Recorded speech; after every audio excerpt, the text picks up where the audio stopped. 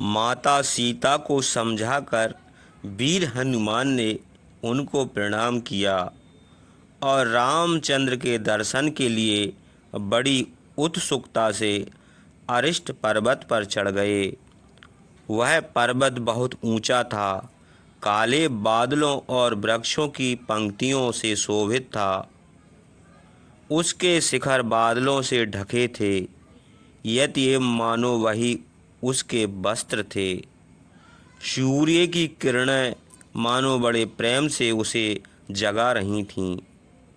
अनेक प्रकार की धातुएं उस पर्वत के नेत्र थे। पानी गिरने का ऐसा गंभीर शब्द होता था मानो वह पर्वत पड़ रहा था। झरनों से धीरे धीरे अस्पष्ट शब्द होता था। जान पड़ता था मानो पर्वत गा रहा है। देवदारू के ऊंचे वृक्ष ऐसे मालूम होते थे मानो वह पर्वत अपनी भुजाएं उठाए है। सर्वत्र पानी की धाराओं के गिरने का शब्द होता था। सप्त पर्ण के वृक्ष हवा से कांप रहे थे। बांस के वन से जो शब्द निकलता था वह मानो पर्वत का शब्द था। विषैले सांपों का सांसें मानो उस पर्वत की सांसें थीं। उसकी कंदराएं बर्फ से ढकी हुई थीं, इसलिए मालूम होता था मानो वह समाधि लगाए हुए था। उस पर्वत पर बादलों के समान छोटी छोटी शिलाएं देख पड़ती थीं, इसलिए जान पड़ता था मानो वह चल रहा है। उसके शिखर आकाश तक ऊंचे थे, मानो वह पर्वत जमाई ले रहा है। ऊंचे शिखर सब दिशाओं में फैले हुए थे। कंदराएं और छोटी छोटी शिलाएं भी बहुत थीं। साल, ताल, अश्व, कर्ण, बांस तथा अनेक प्रकार की फूली हुई लताओं से शोभित थीं। झुंड के झुंड मृग घूमते थे। तरह तरह की धातुएं बहती थीं। झरने भरते थे और बड़ी बड़ी शिलाओं के ढेर लगे थे। उस पर्वत पर महर्षि, यक्ष, गंधर्व, किन्नर और सांप रहते थे। वृक्षों की घनी पाती और लताएं वे थीं। उसकी कंदराओं में सिंह और बाघ गरजते थे। वृक्षों के फल बहुत स्वादिष्ट थे। बहुत से वृक्ष फूले हुए थे। वीर हनुमान रामचंद्र के पास जाने की इच्छा से बहुत शीघ्र उस पर्वत पर चढ़ गए। उनके चढ़ने से उस पर्वत की शिलाएं चूर चूर होकर गिर पड़ीं। उनके गिरने का भारी शब्द हुआ। वीर हनुमान ने समुद्र के पार आने के लिए अपनी देह बढ़ाई। पर्वत के ऊंचे शिखर पर चढ़कर उन्होंने समुद्र की ओर देखा। वायु के समान शीघ्रगामी हनुमान के चलने से वह पर्वत पीड़ित हो गया। वहाँ के सब जीव जंतु डर के मारे चिल्लाने लगे। शिखर डगमगाने लगे और वृक्ष गिर पड़े। पर्वत पृथ्वी में धंस गया। फूले हुए वृक्ष टूटकर पृथ्वी पर गिर पड़े, मानो उन पर वज्र गिरा। भयानक शब्द हुआ। विद्याघरों की स्त्रियां डर के मारे आकाश को भागीं। उनके वस्त्र और आभूषण खिसक गए। पर्वत की शिलाएं गिरने से बड़े बड़े सांप कुचले गए। किसी का सिर फूट गया, किसी की गर्दन कुचल गई। किन्नर, नाग, गंधर्व, यक्ष और विद्याधर पर्वत छोड़कर आकाश को भाग गए। पर्वत पीड़ित होकर ऊंचे शिखर और वृक्षों सहित रसातल को चला गया। वह 10 योजन विस्तृत और 30 योजन ऊंचा था। धंसकर पृथ्वी के बराबर हो गया। आकाश गंभीर समुद्र के समान था। उसमें गंधर्व मानो कमल के समान, चंद्रमा कुमुद के समान, सूर्य कारण्यडव के समान, पुष्प और श्रवण नक्षत्र हंस के समान, बादल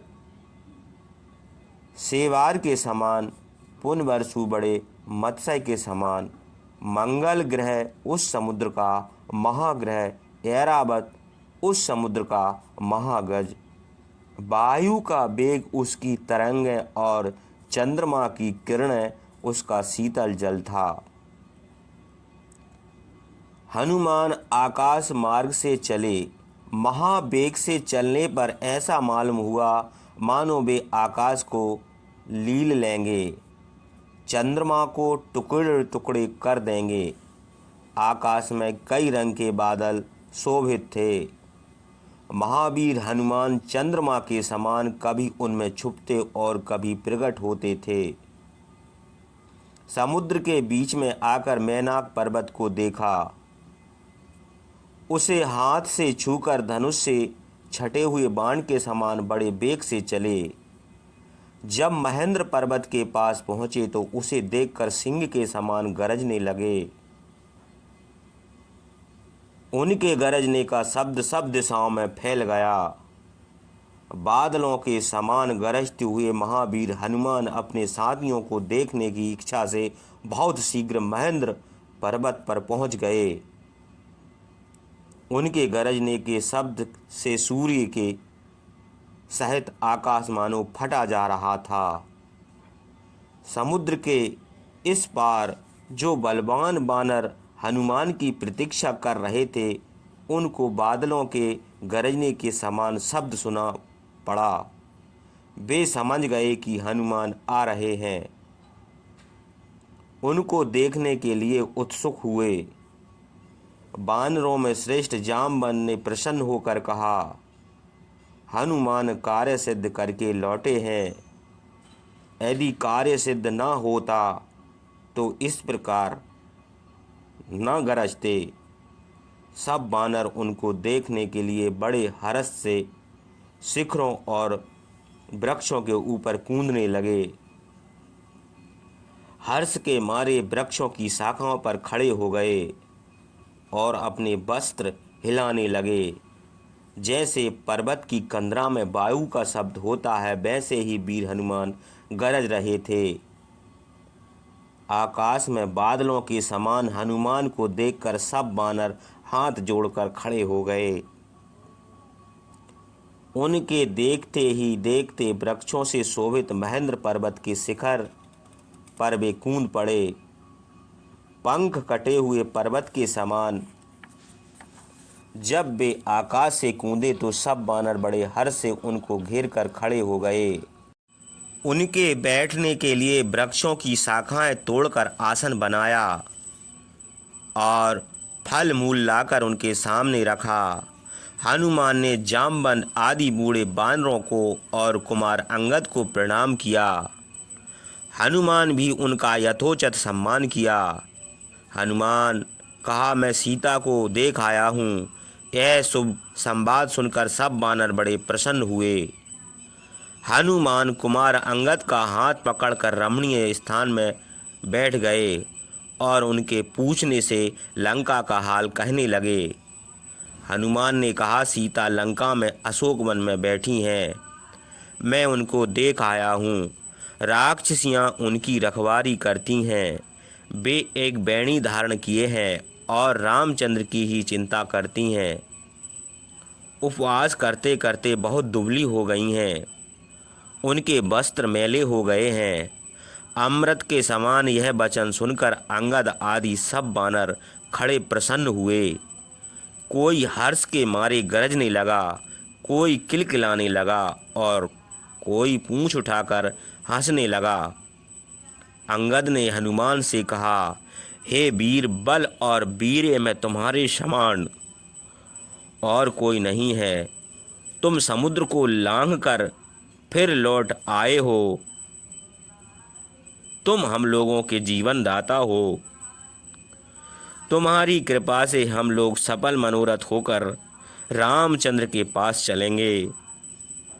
तुम्हारा पराक्रम, धैर्य और तुम्हारी स्वामी भक्ति प्रशंसनीय है। तुम बड़े भाग से यशस्विनी सीता को देख आए हो। अब रामचंद्र का सीता के वियोग का शोक दूर हो जाएगा। हनुमान, अंगद और जामवन के चारों ओर सब वानर हाथ जोड़ बैठे हुए थे। वे सीता का हाल सुनने के लिए बड़ी उत्सुकता से हनुमान का मुख देखते थे।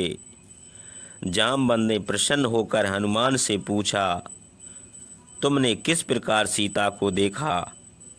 वे लंका में किस तरह रहती हैं और दुरात्मा रावण उनके साथ कैसा बर्ताव करता है? हे वीर, यह सब वृतांत हम लोगों से कहो। सीता का पता कैसे लगा? उन्होंने तुमसे क्या कहा? यह सब सुनकर आगे का कर्तव्य सोचेंगे। रामचंद्र से कहने योग अथवा ना कहने योग सब बातें ठीक ठीक हमसे कहो। जामवन के यह पूछने पर हर्ष से हनुमान का शरीर पुलकित हो गया। सिर झुकाकर मन में सीता को प्रणाम करके बोले, समुद्र के पार जाने के लिए मैं आप लोगों के सामने ही महेंद्र पर्वत से आकाश को कूद गया था। मैं समुद्र के ऊपर जा रहा था, अकस्मात सुवर्णमय शिखरों से शोभित एक पर्वत समुद्र से निकल आया। वह मार्ग रोककर खड़ा हो गया। मैंने उसे एक विघन समझा। उसको डराने के लिए अपनी पूंछ उस पर पटक दी। पूंछ के प्रहार से सूर्य के समान चमकती हुई उस पर्वत का एक शिखर टूट गया।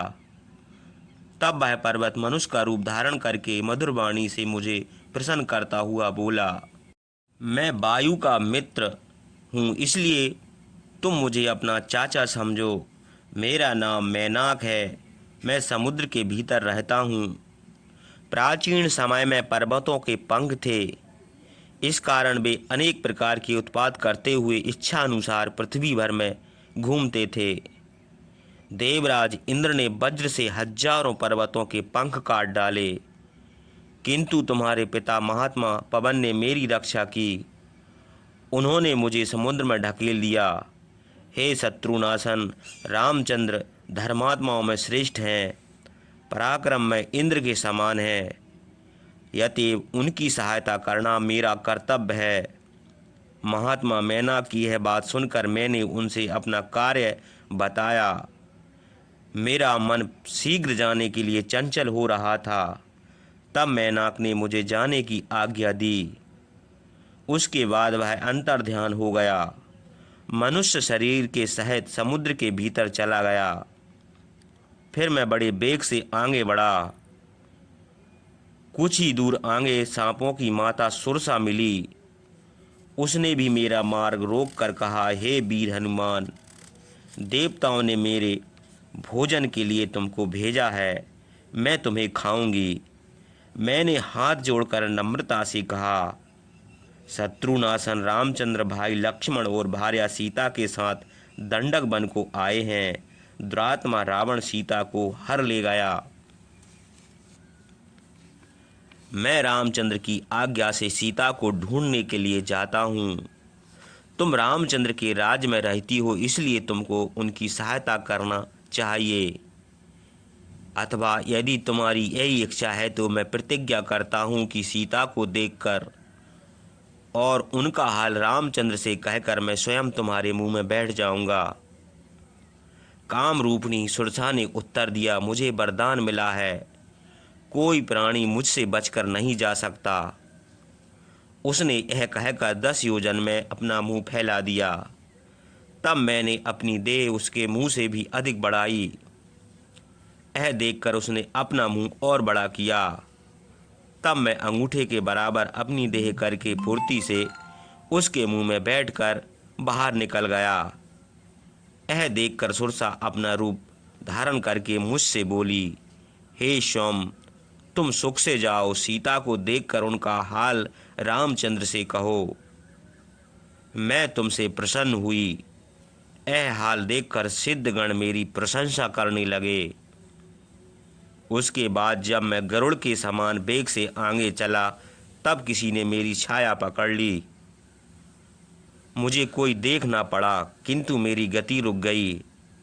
मैं चारों ओर देखने लगा। यह ना मालूम कर सका कि मेरी गति किसने रोक दी। जब मेरी दृष्टि नीचे को गई तो समुद्र के भीतर एक भयंकरी राक्षसी देख पड़ी, किंतु उसे देखकर मुझे कुछ भय न हुआ।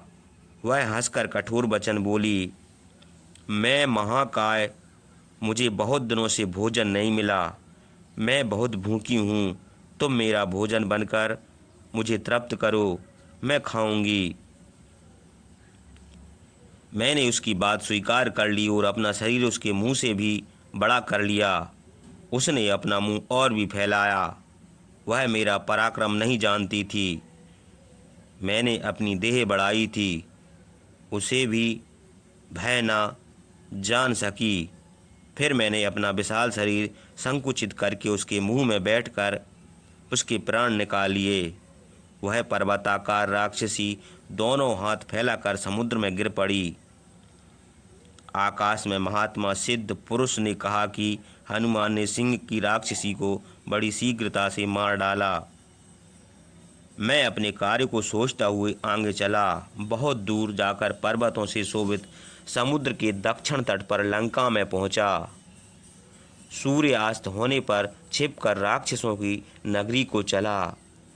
फाटक पर पहुंचते ही प्रलय काल के बादलों के समान काली एक राक्षसी हंसती हुई मेरे सामने आई।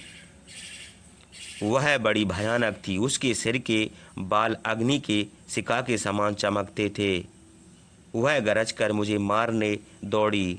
तब मैंने एक घूंसा मारकर उसे गिरा दिया। वह भयभीत होकर बोली, हे वीर, मैं लंका की अधिष्ठात्री हूँ। तुमने अपने पराक्रम से मुझे परास्त कर दिया, इसलिए तुम सब राक्षसों को जीत लोगे।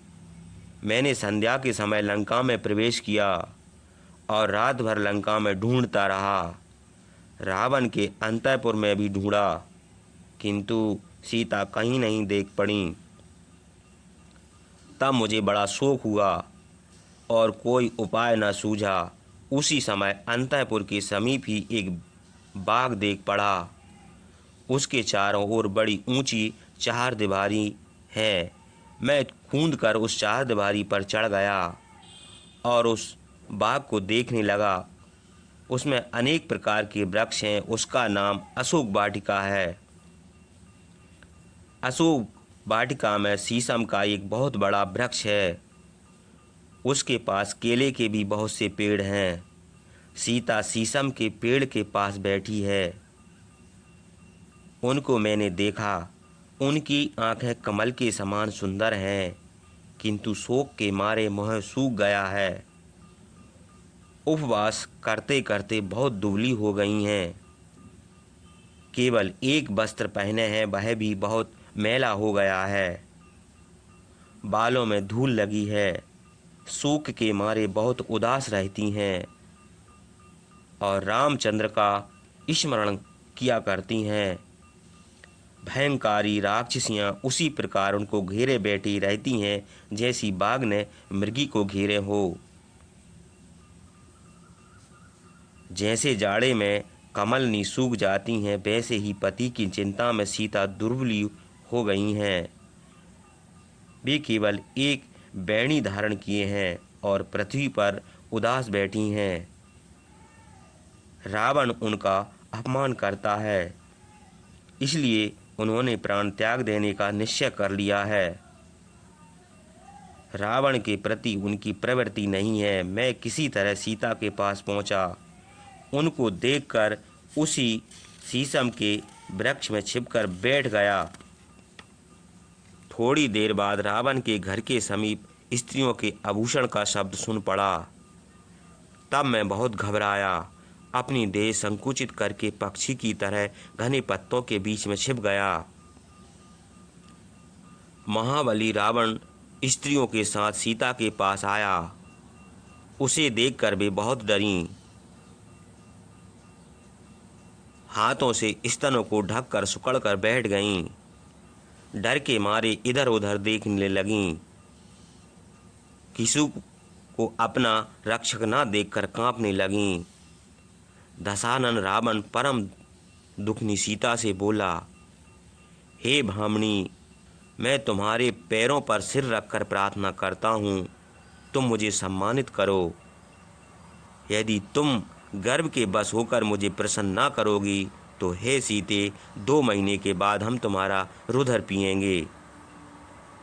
यह सुनकर सीता बड़े क्रोध से बोली, रे अधम राक्षस, मैं महातेजस्वी रामचंद्र की भार्या और महाराज दशरथ की पुत्र वधू हूँ। तू ऐसी अनुचित बात मुझसे कहता है, तेरी जीभ कट कर क्यों नहीं गिर पड़ती। रे नीच, रे पापी, तेरे पराक्रम को धिक्कार है।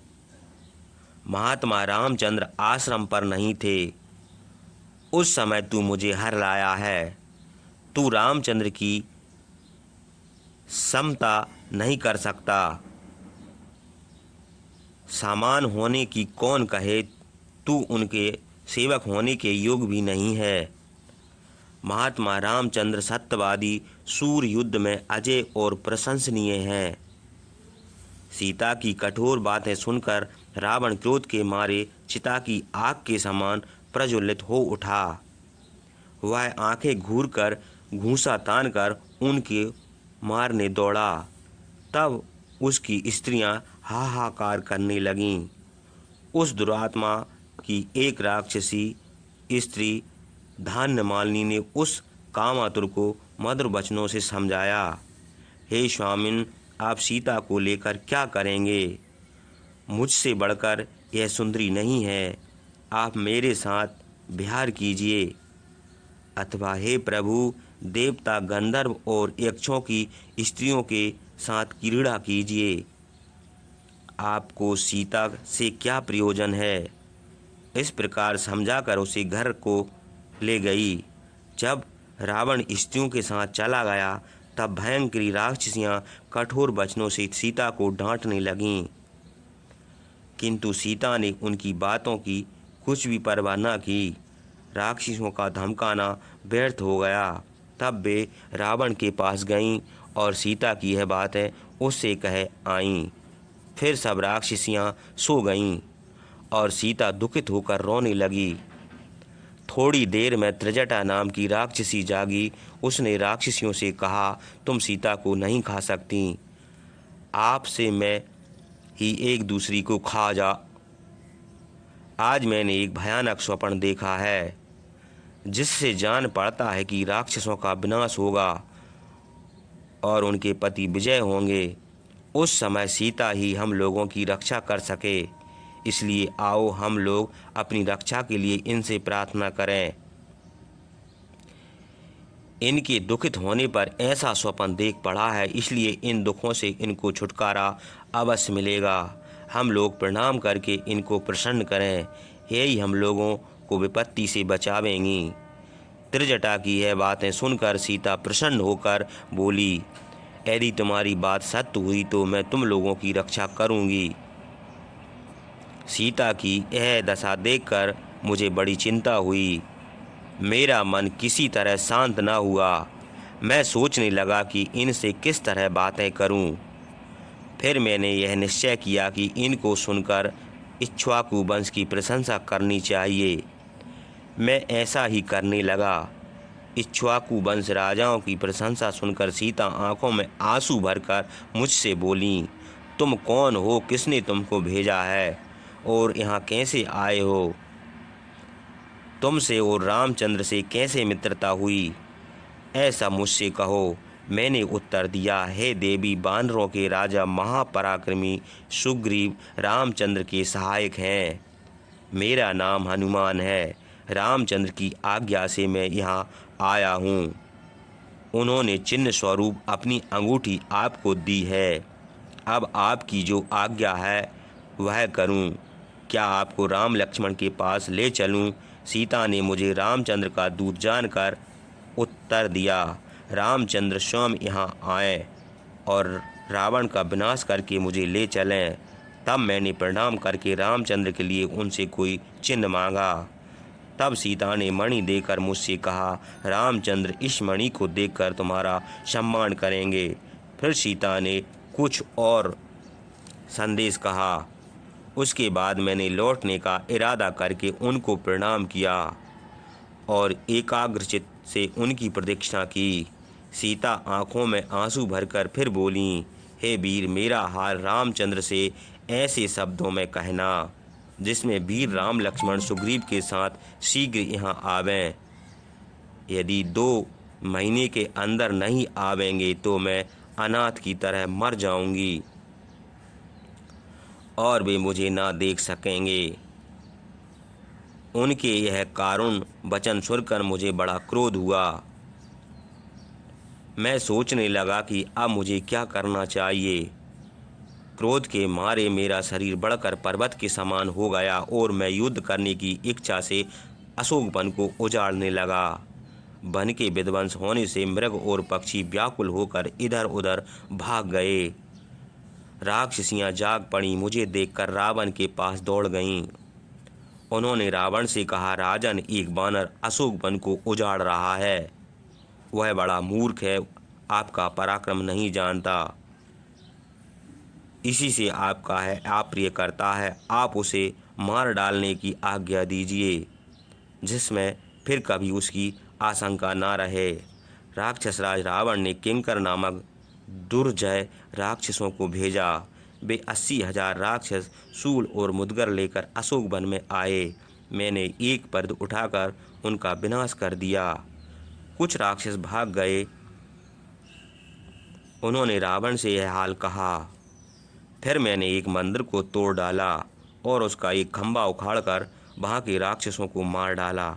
रावण ने प्रस्थ के पुत्र जम्बूमाली को भेजा। मैंने उसी परिस से उस महाबली राक्षस को भी उसकी सेना सहित मार डाला। तब रावण ने पैदल सेना के साथ मंत्रियों के पुत्रों को भेजा। मैंने उनको भी उसी परिस से विनाश किया।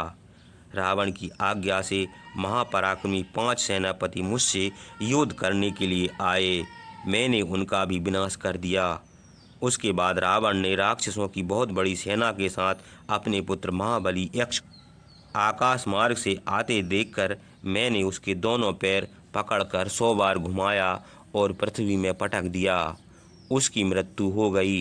यह सुनकर रावण बड़ा क्रोध हुआ और अपने दूसरे पुत्र महापराक्रमी इंद्रजीत को युद्ध करने की आज्ञा दी। इंद्रजीत के साथ जो सेना आई थी उसे मैंने मार डाला और इंद्रजीत को भी व्यथित कर दिया। मुझे बड़ा हर्ष हुआ। रावण ने महाबली इंद्रजीत को बड़े विश्वास से भेजा था। इंद्रजीत ने अपनी सेना का विनाश और मेरा असहाय पराक्रम देखकर ब्रह्मास्त्र से मुझे बांध लिया। उसके बाद राक्षस रस्सी में बांधकर मुझे रावण के पास ले गए। दुरात्मा रावण ने मुझे से पूछा, तुम यहाँ क्यों आए हो और तुमने राक्षसों को क्यों मारा?